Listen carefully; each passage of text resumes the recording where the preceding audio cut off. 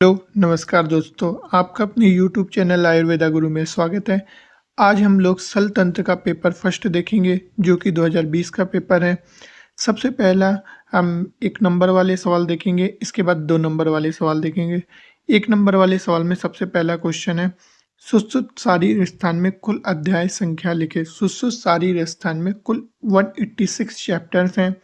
सूत्र स्थान में 46, निदान स्थान में 16, शारीर में 10, चिकित्सा में 40 और इसके बाद कल्प स्थान में 8 और उत्तर तंत्र में 66 चैप्टर होते हैं। अच्छे से याद रखिएगा, इसका 5 नंबर और 2 नंबर में भी क्वेश्चन आ जाता है कभी-कभी। यंत्र कर्मों की संख्या लिखें।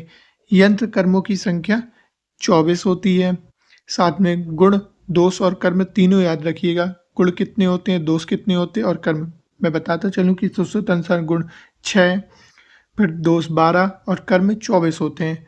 पायना विधि की संख्या लिखें। पायना विधि की संख्या 3 होती है। क्षार, उदक और तैल। इसके बाद क्षार में कौन सा रस नहीं होता? क्षार में अम्ल रस नहीं पाया जाता है। तीक्ष्ण क्षार का अन्य नाम है, तीक्ष्ण क्षार का अन्य नाम पाक्य होता है। नाड़ी व्रण की संख्या लिखें। नाड़ी व्रण की संख्या 8 होती है। रक्त एवं पित्तजन व्याधि में बंधन कितने दिनों में बदला जाता है? इसमें दिन में 2 बार बंधन बदला जाता है। इसके बाद परम सुकुमार विधि का नाम लिखें। परम सुकुमार अयम जलौका को कहते हैं। व्रण सोप में 7वां उपक्रम कौन सा है? विकृत अपहम 7वां उपक्रम है। अर्धचंद्राकार छेदन किस स्थान पर किया जाता है? अर्धचंद्राकार छेदन मेड्र एवं गुदा में किया जाता है। इसके बाद कोचर इंसिजन का किस नाम से और जानते हैं? इसको सब कोस्टल इंसिजन के नाम से, सब कोस्टल इंसिजन का ही नाम कोचर इंसिजन है। त्रिक संधि के मध्य सिरा वेदन किस व्याधि में करते हैं? ये तृतीयक ज्वर में करते हैं। इसके बाद सुश्रुत अनुसार सोप के प्रकार हैं। सुश्रुत अनुसार सोप के प्रकार 6 होते हैं। वातज, पित्तज, कफज, सन्निपातज, रक्तज और आगंतुज। रक्त स्कंदन के प्रकारों की संख्या लिखें। रक्त स्कंदन प्रकार 4 होते हैं। सबसे पहला स्कंदन, पाचन, संधान और दहन। इसके बाद शस्त्र के गुण संख्या लिखें। शस्त्र के कितने गुण होते हैं? शस्त्र के गुण की संख्या होती है 6।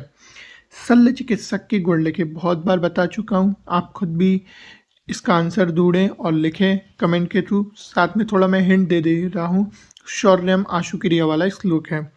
साबिज जलोका की संख्या लिखें। साबिज जलोका की संख्या 6 होती है। इसका नाम आप कमेंट के थ्रू मुझे बताएं। बहुत ही इंपॉर्टेंट क्वेश्चन है, 2 नंबर और 5 नंबर में बहुत बार पूछा जा चुका है। अंकुश वदन सलाका का प्रयोग किस में किया जाता है? अंकुश वदन सलाह का प्रयोग हम अग्निकर्म में करते हैं। नेक्स्ट इसके बाद क्वेश्चन है, रक्त मोक्षण की उत्तम मात्रा क्या है? रक्त मोक्षण की उत्तम मात्रा 1 प्रस्थ होती है। शल्य की गतियों की संख्या लिखें। अच्छा, सुश्रुत अनुसार शल्य की गति 5 होती है। ऊर्ध गति, अधोगति, अर्वाचीन, तिर्यक गति और ऋजु गति। इसके बाद आचार्य बागवट अनुसार भी याद रखिएगा आप लोग, अष्टांग संग्रह ने 3 मानी है, ऊर्ध गति, अधोगति और तिर्यक गति।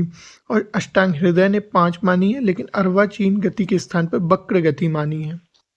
इसके बाद नेक्स्ट हमारा 2 नंबर वाले सवाल रहेंगे। इसमें मैं सिर्फ आपको आउटलाइन दूंगा, आप इसका आंसर आप खुद अपने थ्रू और अच्छे से लिखिएगा। आयुर्वेद के 8 अंग सुश्रुत अनुसार लिखिए। आयुर्वेद में कौन से 8 अंग सुश्रुत ने माने हैं? शल्य, शाला, काय चिकित्सा, भूत विद्या, कौमार वेद, अगत तंत्र, रसायन तंत्र और बाजीकरण। यंत्र के दोष के नाम लिखिए। यंत्र के दोष 12 होते हैं, इनके नाम आप अच्छे से याद रख लीजिए, बहुत बार पूछा गया है। मैं सिर्फ आपको नंबर बता दिया हूँ 12। एनेस्थीसिया के प्रकार लिखिए। एनेस्थीसिया 2 प्रकार का होता है। सबसे पहले लोकल एनेस्थीसिया और जनरल एनेस्थीसिया। फिर इसके बाद उसके भी बहुत सारे प्रकार होते हैं, वो आप अपने थ्रू अच्छे से याद रखिएगा। सुश्रुत अनुसार व्रण की परिभाषा लिखें। सुश्रुत अनुसार व्रण की परिभाषा क्या होती है? व्रणयति यस्मात् रूढ़े अपि व्रणस्तु न नश्यति। मतलब जहाँ पास व्रण बन जाए होता है वहाँ पर व्रण वस्तु मतलब स्कार बन जाता है, वो आजीवन व्रण वस्तु बनी रहती है, वो कभी सही नहीं होती स्कार। सुश्रुत अनुसार व्रण की परिभाषा लिखें। ये मैंने आपको क्वेश्चन बता दिए। इसके बाद क्षार के गुण एवं दोष लिखें। क्षार के गुण कौन कौन से होते हैं? नादिक तीक्ष्ण, नादिक मृदु, शुक्लवर्णी, लक्षण, पिच्छिल, आविशंदी, शिवम, सोम और शीघ्र। इसके बाद दोष कौन कौन से होते हैं? 9 दोष होते हैं: अधिक मृदु, अधिक श्वेत, अधिक उष्ण, अधिक पिच्छल, अधिक फैलने वाला, अधिक सांद्र, जिसका पाचन न हुआ। ये सारे दोष होते हैं। आप अच्छे से श्लोक याद रखिएगा, मैंने सिर्फ आपको हिंदी हिंदी बताई है। कोत का उल्लेख कीजिए। कोत क्या होता है? कोत को गैंग्रीन कहते हैं। मैं आपको आउटलाइन दे दिया हूँ कि इसको गैंग्रीन में बोलते हैं जब सड़ जाता है मांस, उसको बोलते हैं। इसलिए अनुसार ग्रंथि की चिकित्सा लिखें। ग्रंथि की क्या चिकित्सा होगी?